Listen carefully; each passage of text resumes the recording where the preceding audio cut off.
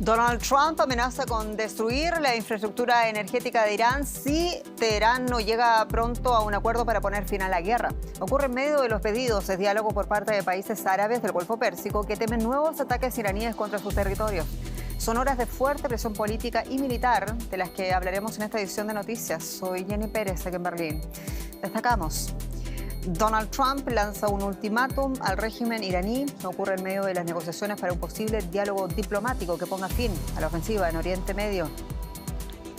Israel legaliza la pena de muerte por horca para condenados por asesinatos terroristas. Solo ha aplicado una vez en su historia la pena de muerte, en 1962, contra el criminal de guerra nazi Adolf Eichmann. Y Cuba recibió este lunes su primer suministro de crudo en varios meses, 730.000 barriles transportados por un petrolero ruso. Washington relajó para ello el embargo petrolero al régimen cubano.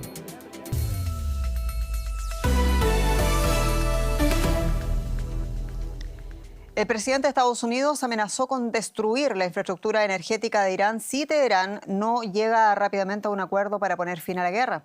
Trump afirmó que estaba logrando grandes avances en las negociaciones con el régimen de los ayatolá, pero advirtió que los ataques se van a intensificar, a menos que el estrecho de Hormuz se abra inmediatamente. Trump también planeó la posibilidad de que las tropas estadounidenses invadan la isla de Yar, que es el principal centro de exportación del petróleo de Irán y además pieza clave en la cadena internacional de suministro. Estados Unidos e Israel continúan con sus ataques contra Irán, con la guerra entrando en su segundo mes. Con miles de soldados y marines estadounidenses adicionales desplegados en Oriente Medio, el presidente Trump ha planteado la idea de apoderarse de la isla de Har, la principal terminal petrolera de Irán. Después amenazó con arrasarla junto con otras instalaciones energéticas si no se alcanza pronto un alto el fuego. Pero Irán y su aliado Hezbollah siguen ejerciendo presión. Israel afirma que este incendio en una refinería en el norte del país fue provocado por restos de un misil interceptado. No está claro si fue lanzado por Irán o por militantes de Hezbollah en el Líbano. Aunque Trump intensifica sus amenazas, también ha calificado al nuevo régimen iraní de más razonable y afirma que Estados Unidos está manteniendo negociaciones directas con Teherán. Hoy hemos tenido conversaciones positivas con Irán. Hemos conseguido muchas cosas que debieron habernos dado hace mucho tiempo. Veremos cómo resulta, pero va muy bien. Avanzan a buen ritmo.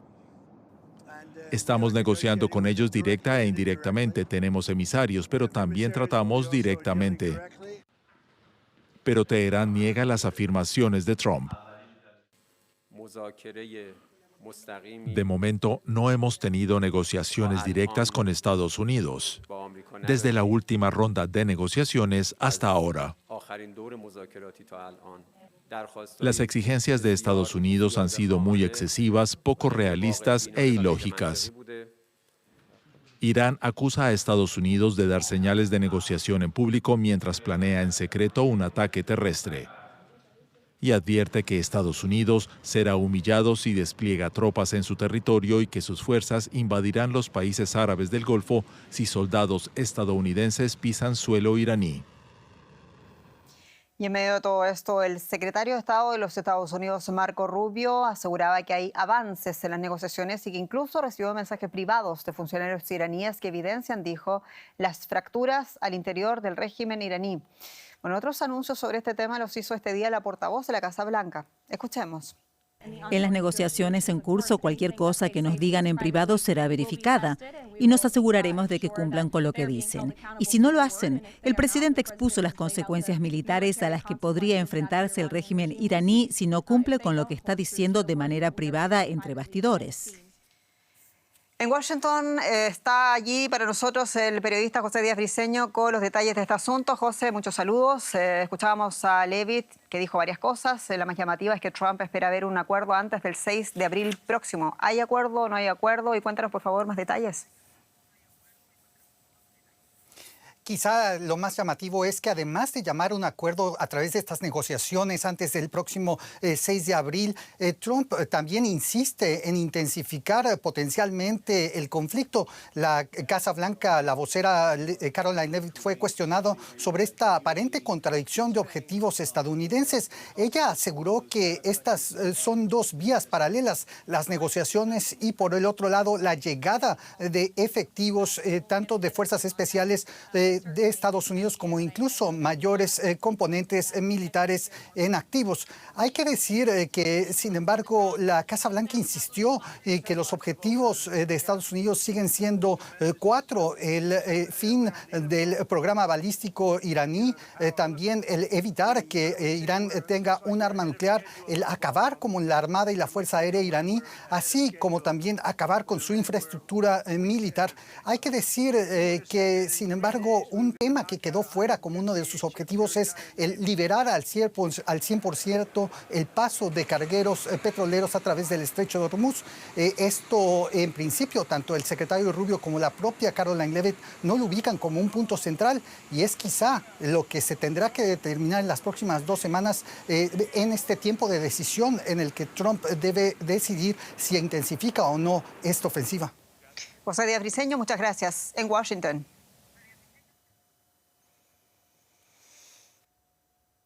Y el Parlamento israelí, la Knesset, aprobó el proyecto de ley que prevé aplicar la pena de muerte a personas acusadas de terrorismo y de asesinato. Organizaciones pro derechos humanos critican que en la práctica la pena de muerte se aplicaría solo a los palestinos, pero no a los ciudadanos israelíes, judíos. El impulsor de la ley es el Partido Poder Judío del ministro ultraderechista Itamar Ben-Gvir.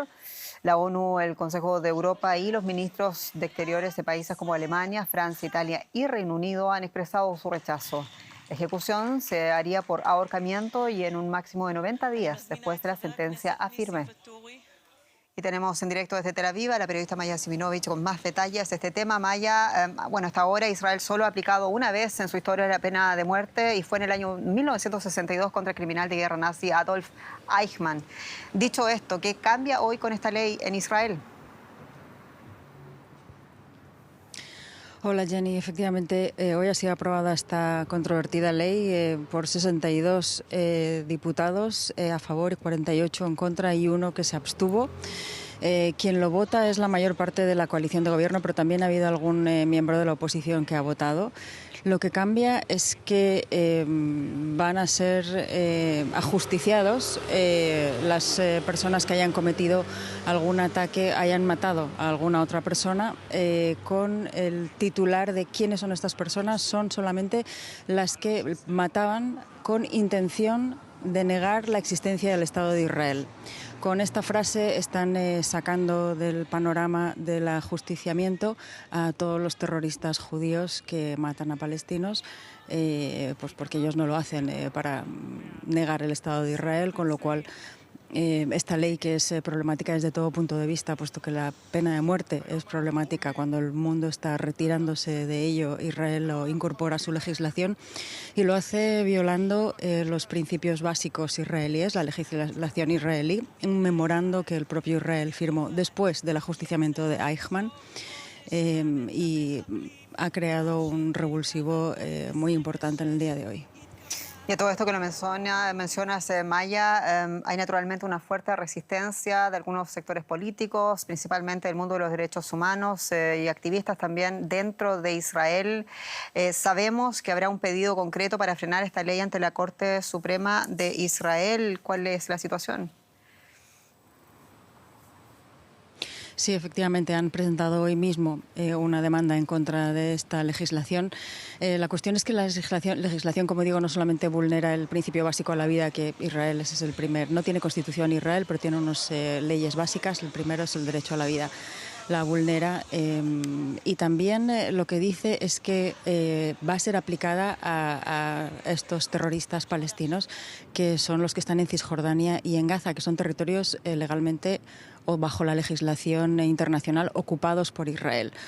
Por lo tanto, Israel no puede, la Knesset más bien no tiene poder legislativo en esos territorios, sino que quien lo tiene es el poder militar israelí, a quien se le niega esto. Ahora va a ser la legislación civil la que va a justiciar a estos palestinos. De manera que también es una vulneración del estatus actual de Israel de ocupante.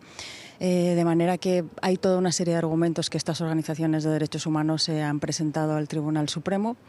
Y no se sabe qué es lo que va a pasar con esto, más que parece que esto sigue adelante y, como decías, pues van a empezar a ahorcar personas, pues como en Irán. Maya Sivinovich, muchas gracias. En Tel Aviv. Y según la misión de la ONU en el sur de Líbano, FINUL, por sus siglas, 3 cascos azules murieron en el sur del país en las últimas 24 horas en medio de las hostilidades entre Israel y la milicia islamista libanesa Hezbollah, considerada organización terrorista por la Unión Europea. La FINUL anunció que 2 de las víctimas eran funcionarios del organismo que murieron este lunes a causa de una explosión de origen desconocido mientras viajaban en un vehículo. En la noche del domingo, otro casco azul de la misión había fallecido por el impacto de un proyectil. El secretario general de la ONU, Antonio Guterres, advirtió que los ataques pueden constituir crímenes de guerra. Y sucede aquí en Alemania. El canciller federal alemán Friedrich Merz quiere que el 80% de los refugiados sirios que viven aquí en Alemania regresen a su país en los próximos 3 años y aseguró que ese también es el deseo del gobierno interino de Ahmed al-Shara. Merz hizo estas declaraciones en el marco de la primera visita a Alemania del mandatario sirio desde la caída del régimen de Bashar al-Assad en 2024. Las conversaciones entre ambos líderes se centraron en la reconstrucción de Siria y el futuro del cerca de 1 millón de refugiados sirios que llegaron a Alemania durante la crisis migratoria de hace una década. La visita de al-Shara ha despertado protestas en Alemania debido a su pasado ligado al terrorismo islamista. Y ambos mandatarios dieron una conferencia de prensa conjunta aquí en Berlín al término de ese encuentro. Escuchemos.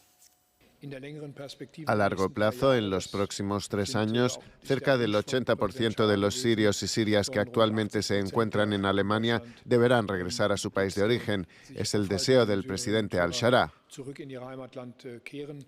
Y queremos ampliar la perspectiva, lo hacemos con nuestra corresponsal política Carol Guerrero en nuestro estudio parlamentario aquí en Berlín. Carol, un saludo. El asunto migratorio naturalmente fue el tema más destacado, abordado en este encuentro bilateral. Merz transmitió al Shara, decíamos, que aspira al retorno del 80% de los refugiados sirios en Alemania hacia Siria. ¿Qué más nos puedes contar de este asunto? Jenny, buenas noches. Es un gusto saludarte. Pues estamos hablando de una cifra muy ambiciosa, Jenny. 80% equivale a más de 700.000 ciudadanos sirios que Alemania espera que regresen a su país.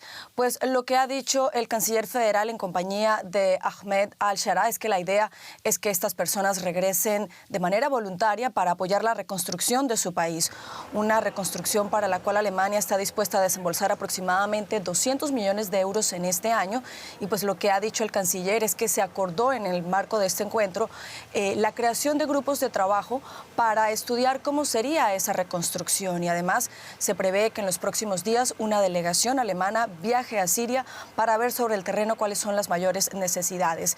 También lo que ha expresado el canciller Merz es que la idea es que se marchen primero las personas pues que no han respetado las leyes alemanas y las personas que han abusado, palabras de Merz, de la amabilidad que ha brindado Alemania a estos refugiados. Pero lo que queda claro con este encuentro, Jenny, es que Alemania quiere mantener la presión para que en los próximos 3 años se regresen el mayor número de personas posibles a Siria.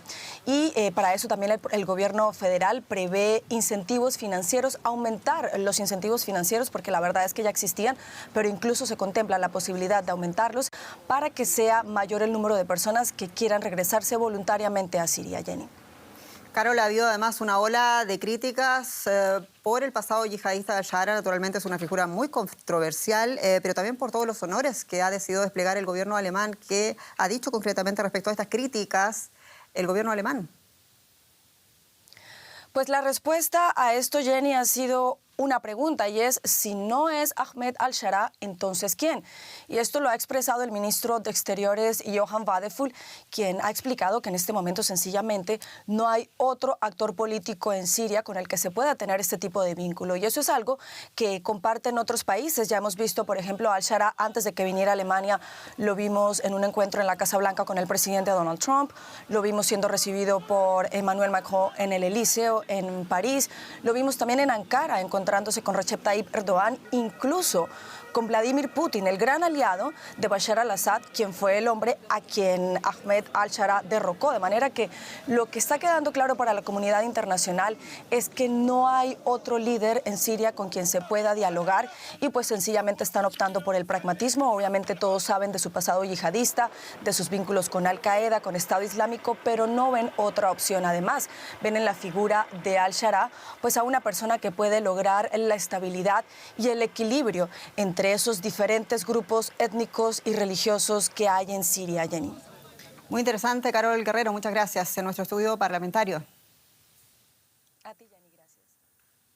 Y recibimos en el estudio a mi colega Andrés Blumenkrantz con la economía, con las finanzas en Deutsche Welle. ¿Qué tal, Jenny? Muy pendientes estamos de lo que van a hacer los grandes bancos centrales con las tasas de interés en medio de la incertidumbre que ha desatado la guerra de Irán y la crisis energética que está empezando a provocar. Y en este sentido, el presidente de la Reserva Federal de Estados Unidos, Jerome Powell, afirmó este lunes que el Banco Central estadounidense va a tomarse su tiempo para evaluar cómo la guerra con Irán impacta en la economía y en la inflación antes de tomar una decisión sobre mover las tasas. Powell subrayó que los responsables de la política monetaria tienen que mirar más allá de los shocks coyunturales como el actual encarecimiento del petróleo antes de tomar decisiones con consecuencias a largo plazo. Con el conflicto de Irán entrando en su quinta semana, la Fed sufre la tensión entre sus dos mandatos, que son el pleno empleo por una parte y la estabilidad de precios por otra. La inflación en Estados Unidos se mantiene por encima del objetivo del 2% interanual hace ya unos 5 años, impulsada por el choque de una fuerte demanda y una oferta limitada tras la reapertura global luego de la pandemia de la COVID-19 y más recientemente por lo que Powell describió como un impacto, pero mucho menor, de los aranceles. De este asunto vamos a hablar un poco en profundidad con nuestra colega en Nueva York, Ana Nieto. Ana, el barril Texas casi toda la jornada por encima de los $100, el Brent de referencia en Europa alrededor de los 113. Sin embargo, el presidente de la Fed ha enviado un mensaje de calma ante el shock energético. ¿Qué plan tiene Powell ante un aumento innegable de la inflación vía los precios de la energía? Pues lo que tú dices, mantener la calma. Ese es el plan para alivio de los mercados de bonos y para muchos analistas que la semana pasada ya contaban con subidas de tasas este año. Pero Powell, que hoy ha hablado ante alumnos de la Universidad de Harvard, ha dicho que los shocks energéticos suelen ser breves y que la política monetaria surte efectos de forma muy lenta, por lo que no es la herramienta para contrarrestar estas subidas, ya que además puede perjudicar el crecimiento. Ahora bien, este no ha sido el punto final de sus declaraciones. Ha dicho Powell que la Fed va a mantener la vigilancia porque tras 5 años de inflación por encima del objetivo de la Fed, es posible que este shock cambie para perjudicar las perspectivas a largo plazo de la inflación que puedan tener tanto los hogares como los negocios, y eso sí que forzaría a una subida de tasas de interés, una política algo más agresiva por parte de la Fed. Pero de momento Powell ha dicho que las expectativas de subidas de precios parece que se mantendrán en el corto plazo y esto ha sido la mejor noticia de este lunes.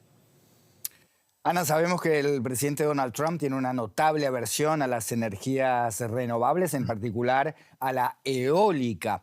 ¿Con esta subida de precios está repensando la administración la diversificación energética o sigue apostando por el petróleo? No. Esta es una administración con un compromiso muy fuerte y muy firme con los combustibles fósiles, como el petróleo, el gas y el carbón, y la guerra no está cambiando esto.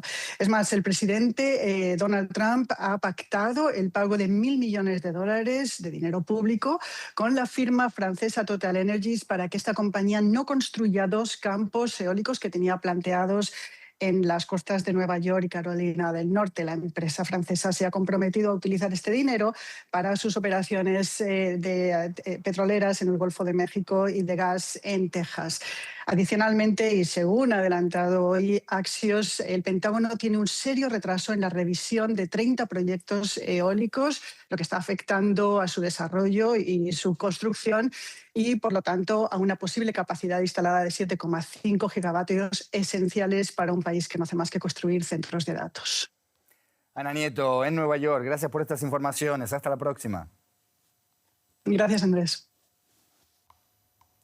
Impulsada por el fuerte encarecimiento de la energía, la inflación en Alemania repuntó con fuerza en el mes de marzo, según los datos preliminares conocidos este lunes. Los precios al consumidor subieron hasta el 2,7% interanual, el nivel más alto en más de 2 años. En febrero pasado, antes del estallido de la guerra de Irán, la inflación en Alemania había retrocedido al 1,9% interanual. El Bundesbank, el Banco Central de Alemania, advirtió recientemente de que los precios pueden aumentar significativamente, incluso hasta el 3% interanual en un futuro próximo. Un bloqueo prolongado del estrecho de Hormuz podría afectar el suministro energético y elevar de forma considerable la tasa de inflación, señalaron desde el banco.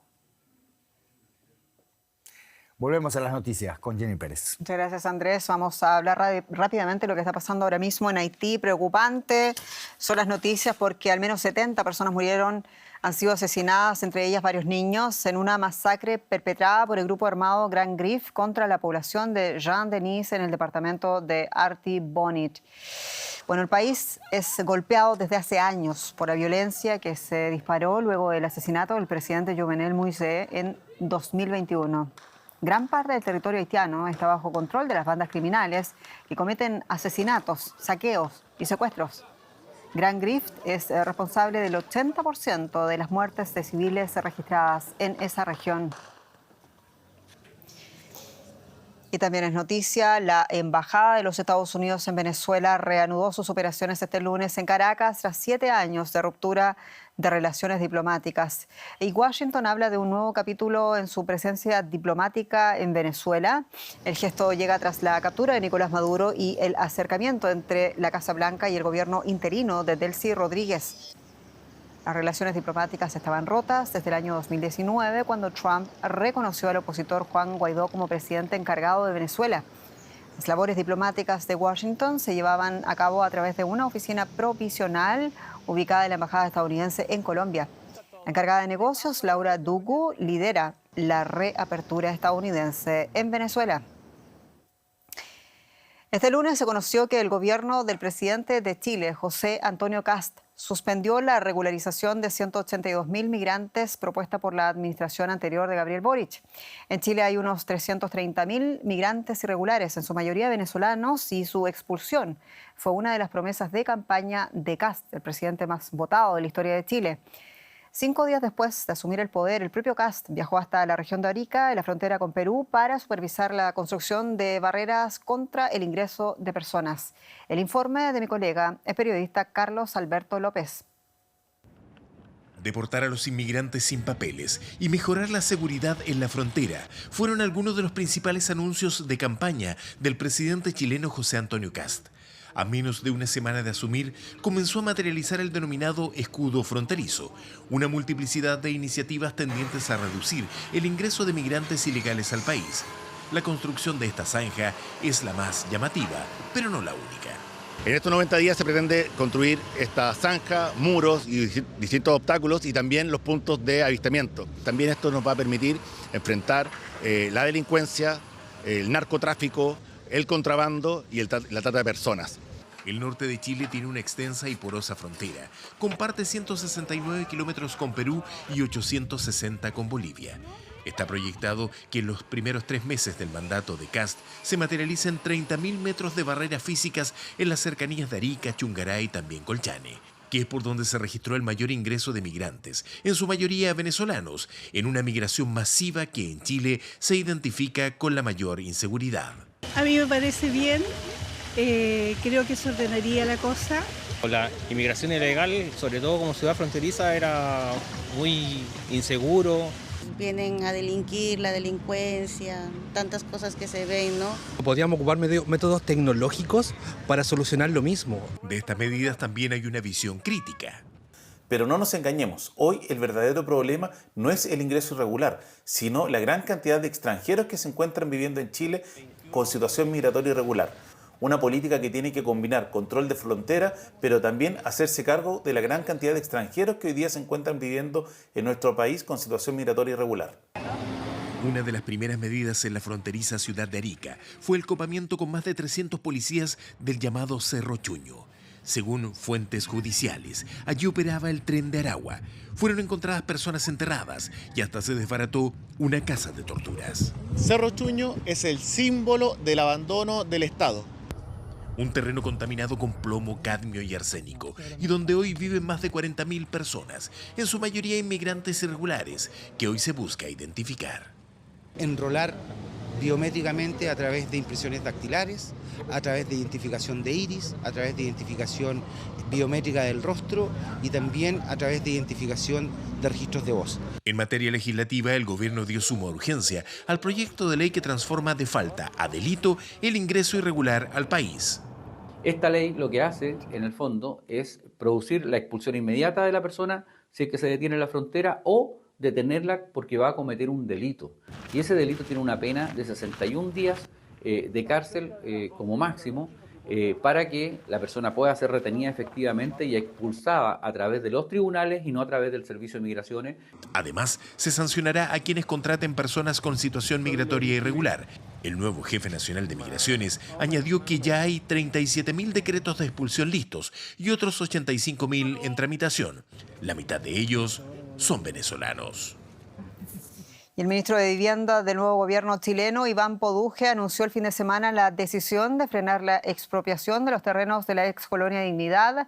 Poduje argumentó razones administrativas y económicas. El actual gobierno chileno lleva adelante una serie de recortes al gasto público, aduciendo un déficit económico histórico en las arcas fiscales. La expropiación de los terrenos de la ex colonia Dignidad era uno de los proyectos emblemáticos de la administración de Gabriel Boric, que no llegó a concretar y que contemplaba la construcción de un memorial en medio de la fuerte oposición de los residentes. En el asentamiento alemán, fundado en el año 1961 por el predicador Paul Schaeffer, unos 350 kilómetros al sur de Santiago, se cometieron múltiples crímenes. Hoy funcionan allí un hotel y un restaurante. Escuchemos lo que dijo hoy el vocero alemán. Para el gobierno alemán es y seguirá siendo un asunto capital investigar los crímenes de la antigua colonia Dignidad. Por ello, el Ejecutivo Federal apoya el proyecto para construir un monumento conmemorativo en Chile. Seguimos manteniendo conversaciones al respecto, sobre todo después de las últimas informaciones. Y la justicia argentina dictaminó el embargo y procesamiento de la Asociación de Fútbol Argentino AFA, así como de su presidente Claudio Tapia y su tesorero Pablo Toguibino. La organización y sus directivos son investigados por fraude impositivo, incluyendo la retención indebida de aportes a la seguridad social por unos 13 millones de dólares. Tapia tiene además prohibido salir de Argentina. Y todo eso con el Mundial de Fútbol a la vuelta de la esquina. Nos vamos, muchas gracias por su sintonía y hasta pronto.